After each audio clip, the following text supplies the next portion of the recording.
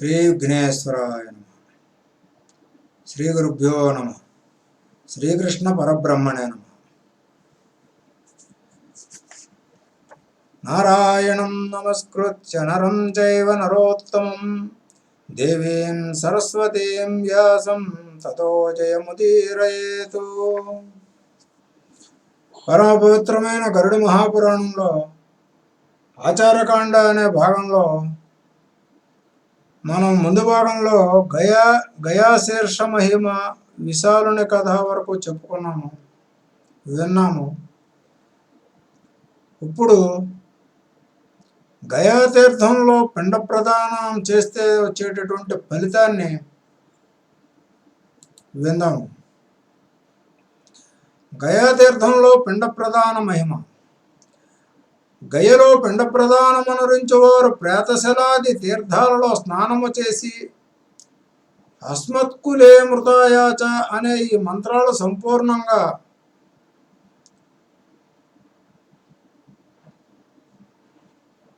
మొన్నగు మంత్రాల ద్వారా తమ శ్రేష్ఠ పితరులను ఆవాహన చేసి వరుణా నది యొక్క అమృతమయ జలాలతో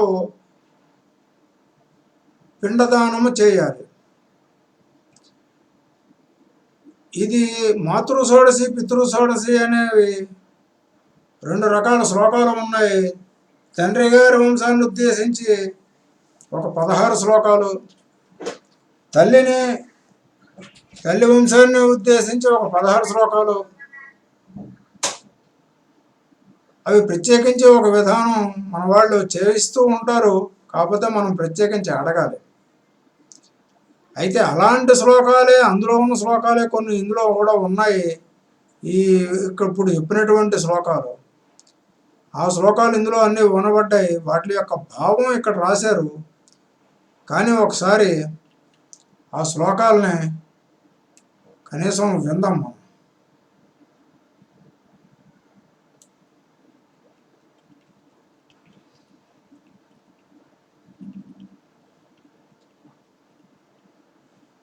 అస్మత్కులే మృతాయే చ గతిర్యేషాం న విద్యతే అవాహ్యష్యేతాన్ సర్వాన్ ధర్మపృష్ఠే తిలోదకై పితృవంశే మృతాయే చ మాతృవంశే చ ఏ మృతాః తేషాముద్ధరణార్థాయ ఇమం పిండం దదామ్యహం మాతామహకులే ఏ చ గతిర్యేషాం న విద్యతే తేషాముద్ధరణార్థాయ ఇమం పిండం దదామ్యహం అజాతదంతాయే చిద్యే చ గర్భే పీడితాః తేషాముద్ధరణార్థాయ ఇమం పిండం దదామ్యహం బంధువర్గాశ్చ ఏకే చిన్నామ గోత్ర వివర్జితాః స్వగోత్రే పరగోత్రే వా గతిర్యేషాం న విద్యతే తేషాముద్ధరణార్థాయ ఇమం పిండం దదామ్యహం ఉద్బంధనమృతాయే చ విషశస్త్ర హతాయశ్చ ఆత్మోపఘాతినో ఏ చ తేభ్యః పిండం దదామ్యహం అగ్నిదాహ్యే మృతాయే చ సింహవ్యాఘ్రహతాశ్చ దంష్ట్రిభిః శృంగిభిర్వాపి తేషాం పిండం దదామ్యహం అగ్నిదగ్ధాశ్చ ఏకే చిన్నాగ్నిదగ్ధాస్తథా పరే విద్యుశ్చౌరహతాయే చ తేభ్యం పిండం దదామ్యహం రౌరవే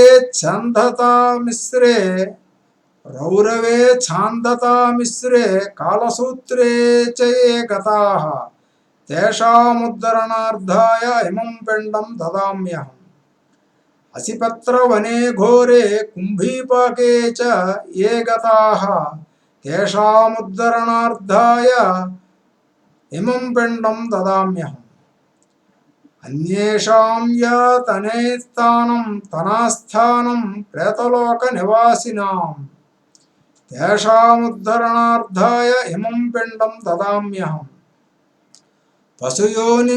పశుయోనిం గతాయే చ పక్షి కీటసరీసృపాః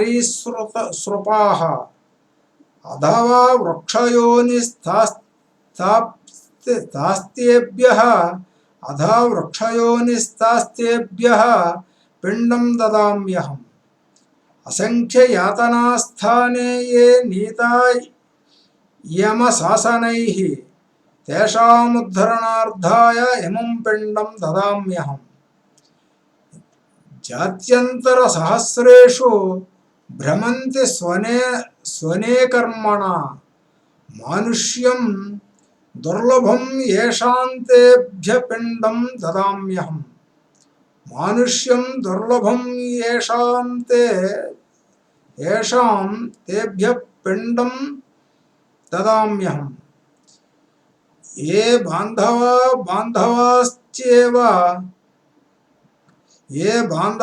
బాంధవాన్యేన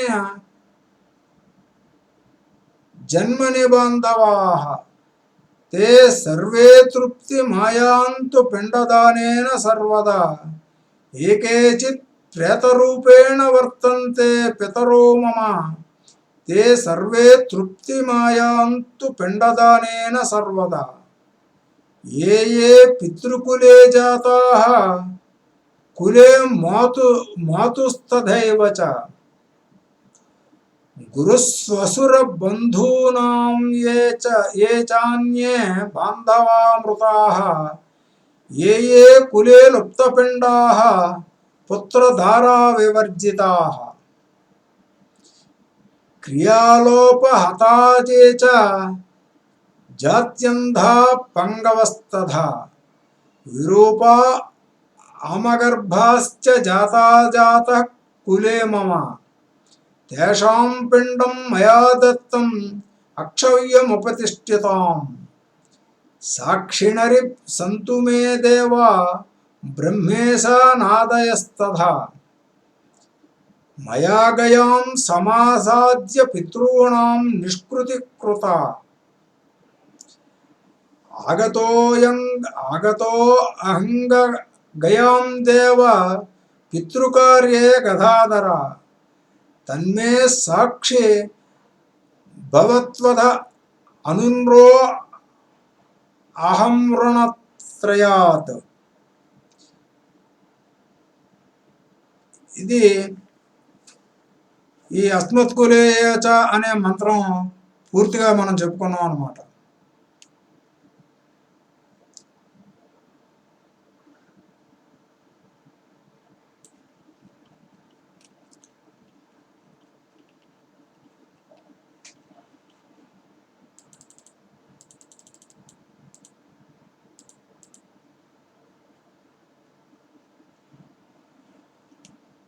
ఇలాగా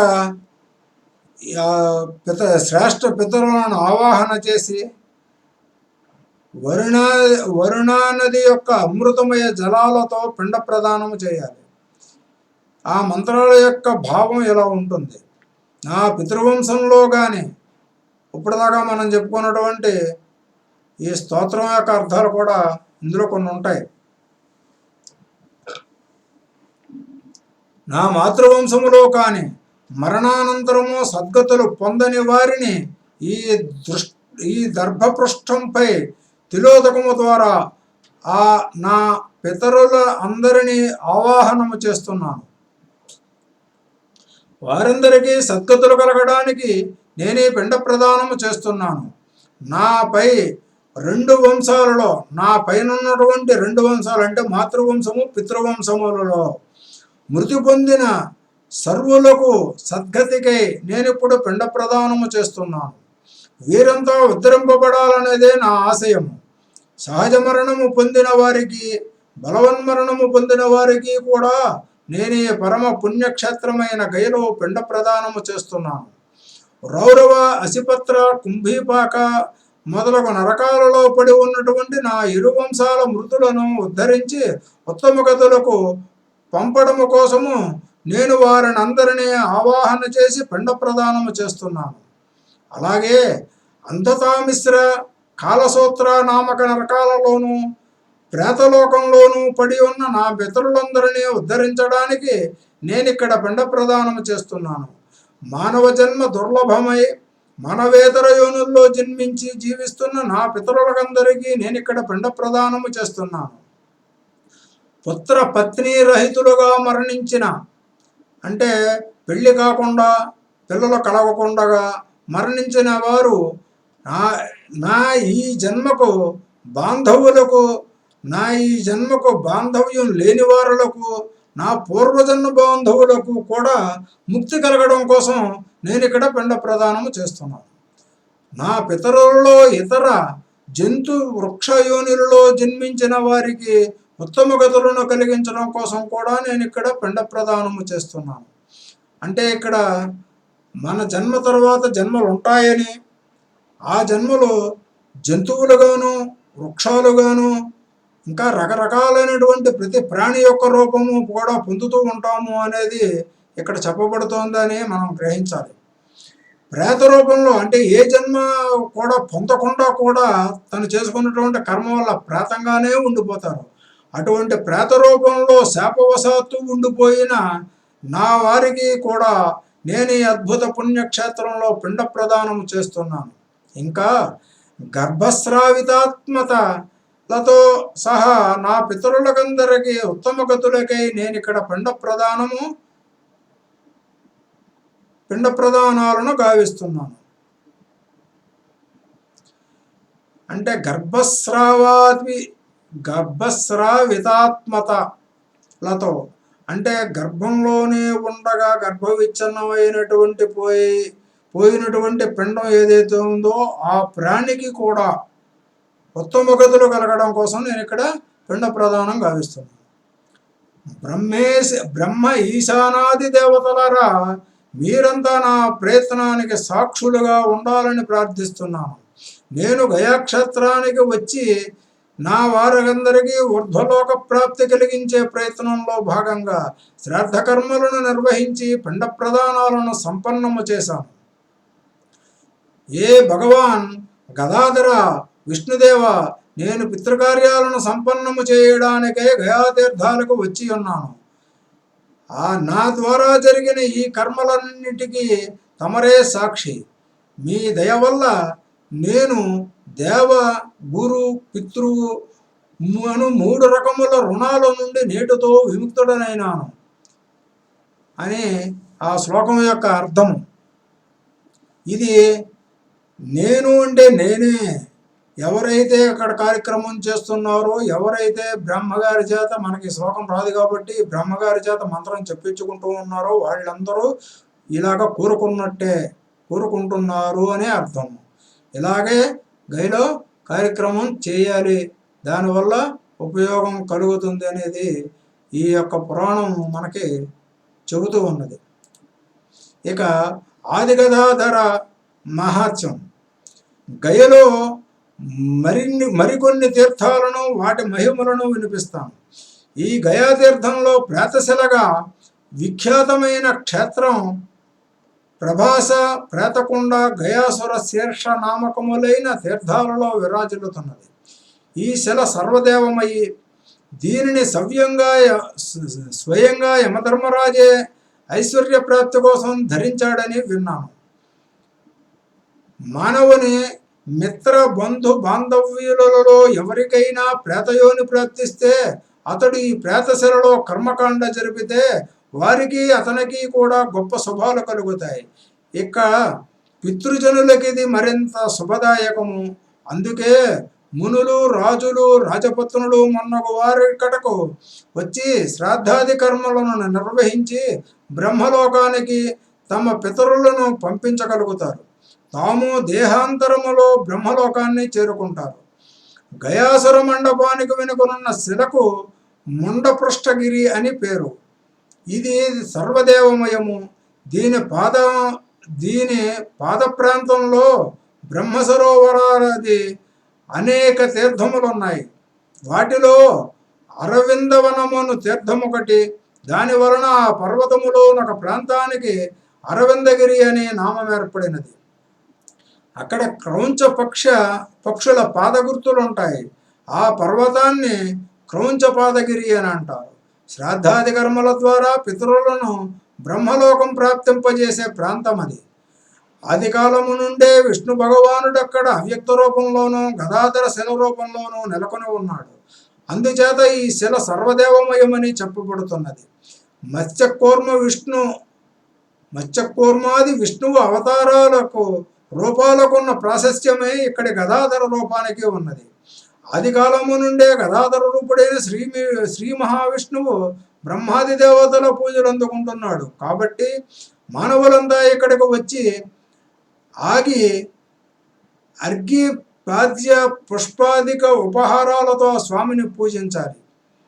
ఈ తీర్థంలో గదాధరుని ఇతర దేవతలని పూజించి సర్వోపచారాలను సమర్పించి ముకుట వస్త్ర ఘంట చామర దర్పణ అలంకారాలను తీర్థానికి సమకూర్చిపెట్టి పిండ అన్నదానాలను కూడా చేసిన వానికి తాను జీవించి ఉన్నంతకాలము ధనధాన్య ఆరోగ్య ఐశ్వర్య పుత్ర పౌత్ర లాభాలను అక్షయంగా ఉంటాయి. ఆయువు పెరుగుతుంది.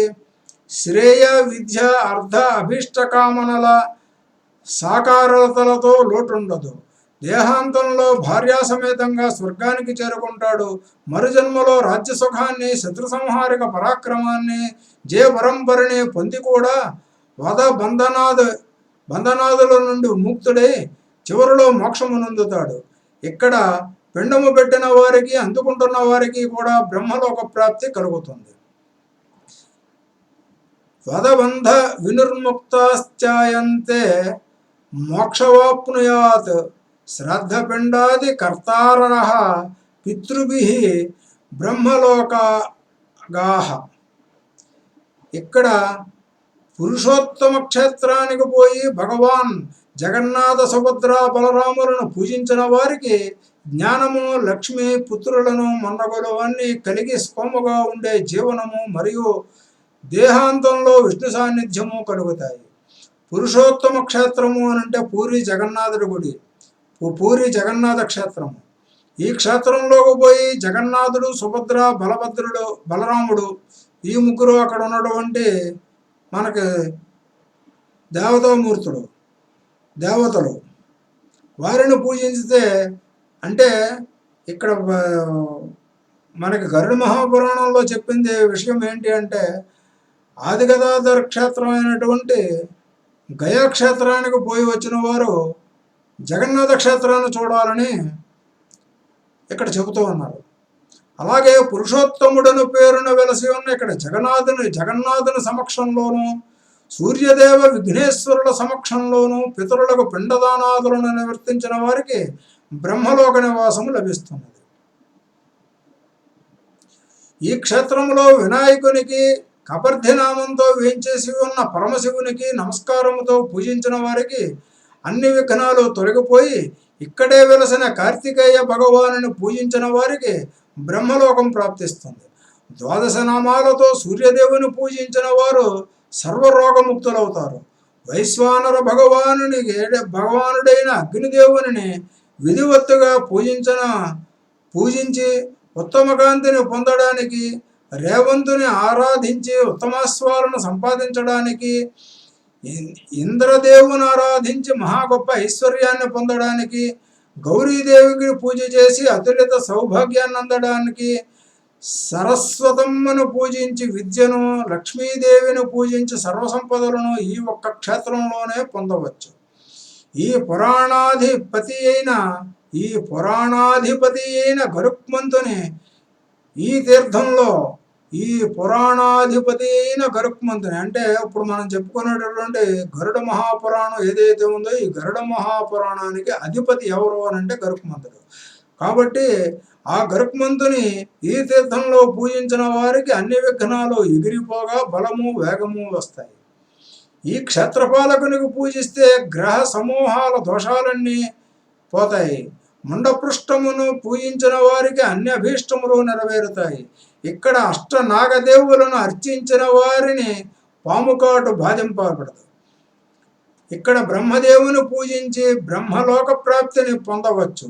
ఈ క్షేత్రములో ఇంకా బలభద్రుని సమ్యక్ పూజ ద్వారా శక్తి, ఆరోగ్యము, సుభద్రాదేవ్యర్చన ద్వారా పరమ సౌభాగ్యాన్ని, జగన్నాథ స్వామి పూజ ద్వారా ఇష్టకామ్యార్థ సిద్ధిని, శ్రీమన్నారాయణ పూజ ద్వారా రాజ్యాధికారాన్ని, నృసింహదేవుని చరణస్పర్శ నమస్కృతుల ద్వారా సంగ్రామ విజయాన్ని, వరాహస్వామి పూజ ద్వారా పృథ్వీపై ఆధిపత్యాన్ని, మాలాధర విద్యాధరుల పూజ ద్వారా స్పర్శ ద్వారా విద్యాధర పదాన్ని, ఆదిగదాధరుని ఆరాధన ద్వారా సమస్తాభీష్ట సిద్ధిని, సోమనాథుని పూజ ద్వారా శివలోక ప్రాప్తిని, రుద్రదేవుని నమస్కరించడం ద్వారా రుద్రలోకంలో ప్రతిష్టాపితులయ్యే భాగ్యాన్ని భక్తులు పొందగలరు.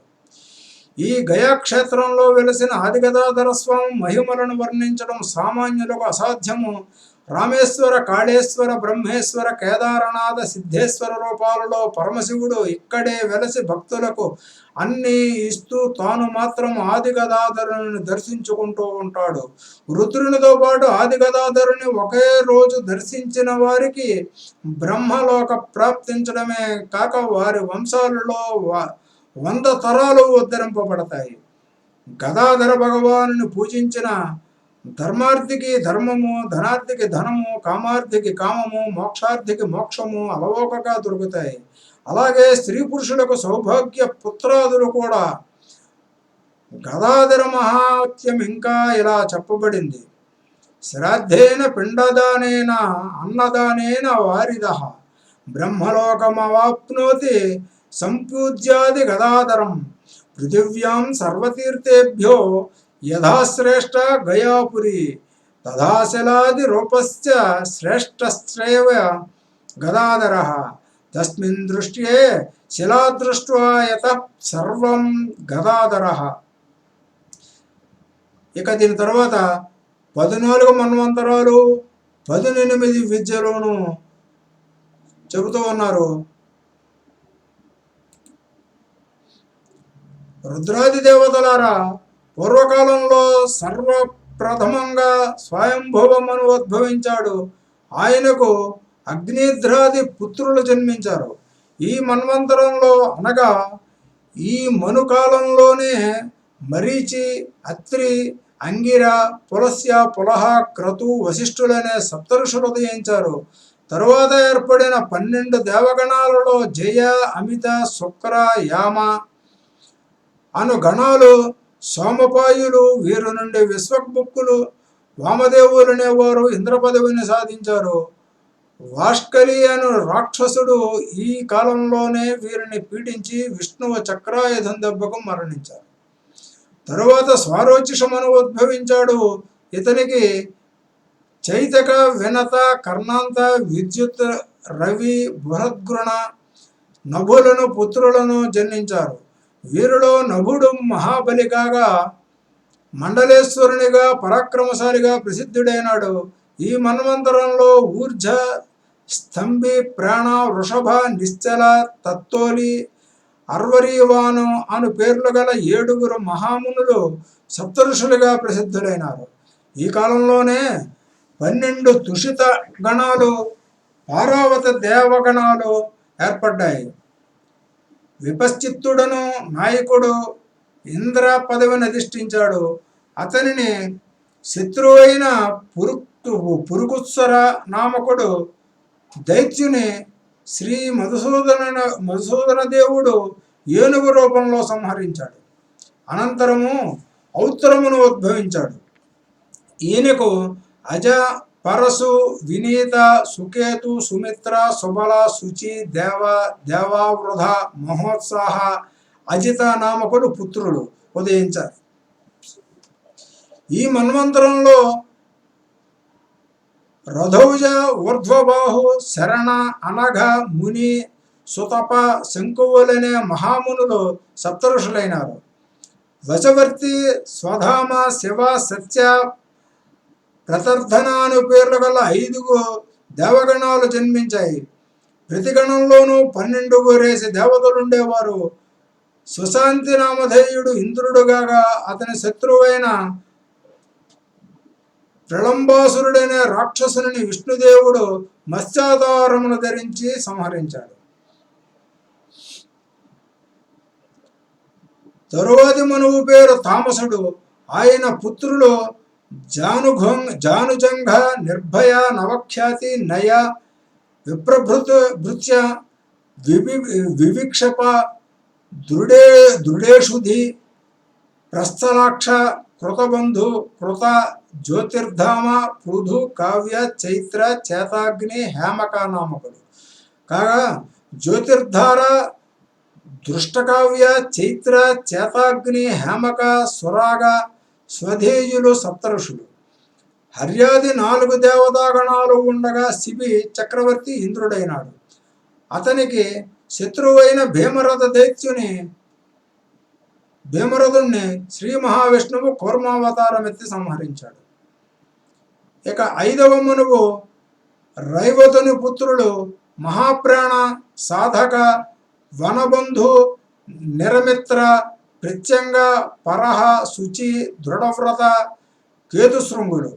ఇతని కాలంలో సప్తర్షులు వేదశ్రీ, వేదబాహు, ఊర్ధ్వబాహు, హిరణ్యరోమ, పర్జన్య, సత్యనామ, స్వధామ నామధేయులు. ఈ మన్వంతరంలో అభూతరజ, దేవాశ్వమేధ, వైకుంఠ, అమృత నామక దేవగణాలు విలసిల్లగా విభుడను మహావీరుడు ఇంద్రుడైనాడు. అతడి శత్రువైన శాంతశత్రుడను దైత్యుని శ్రీ మహావిష్ణువు హంసరూపంలో వచ్చి వధించాడు. ఇక 6వ మనువు చాక్షుషుడు. అతని పుత్రులు ఊరు, పురు, సత్యద్యుమ్న, సత్యబాహు, కృతి, అగ్నిష్టు, అతిరాత్ర, నర, సుద్యుముడు. నాటి సప్తర్షులు హవిష్మాను, సుతను, స్వధామ, విరజ, అభిమాన, సహిష్టు, మధుశ్రీ, మహామునులు. ఈ చాక్షుష మన్వంతరంలో ఆర్య, ప్రసూత, భవ్య, లేఖ, పృథుక నామక దేవగణాలు విలసిల్లాయి.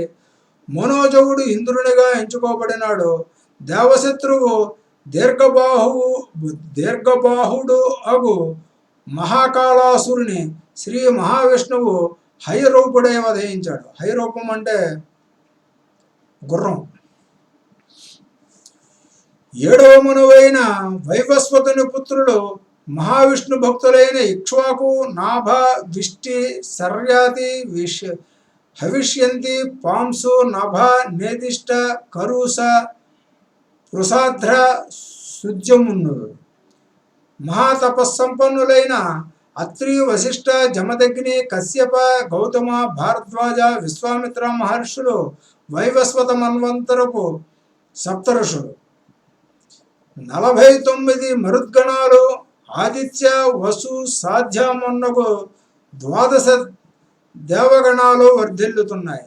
11 రుద్రులు, 8 వసువులు, 10 మంది విశ్వేదేవులు, 2 అశ్విని కుమారులు, 10 మంది అంగీరులు దేవగణాలలో ఉన్నారు. ఇంద్రుని పేరు తేజస్వి. హిరణ్యాక్షుడను దేవశ్రుతువుని శ్రీ మహావిష్ణువు వరాహ అవతారాన్ని ధరించి సంహరించాడు.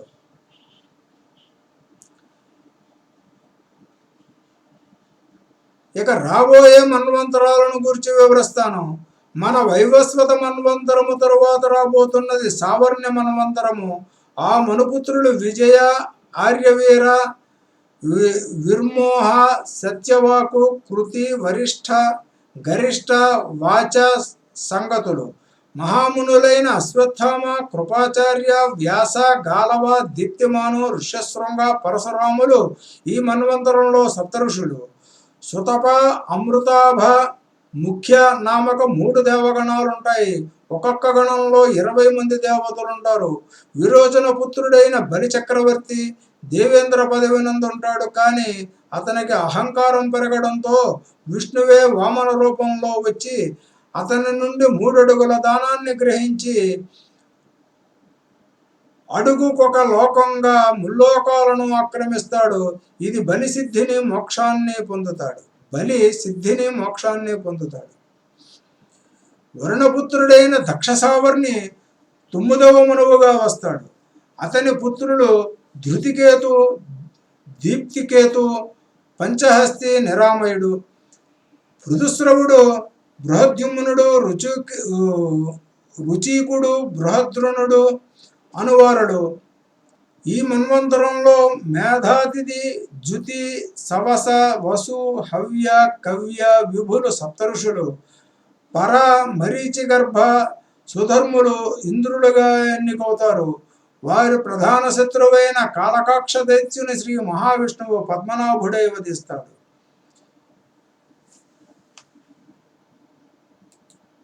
ఇక 10వ మనువు ధర్మసావర్ణి. ఇతని గురించి వచ్చే భాగంలో చెప్పుకుందాము. స్వస్తి. శ్రీకృష్ణార్పణమస్తు.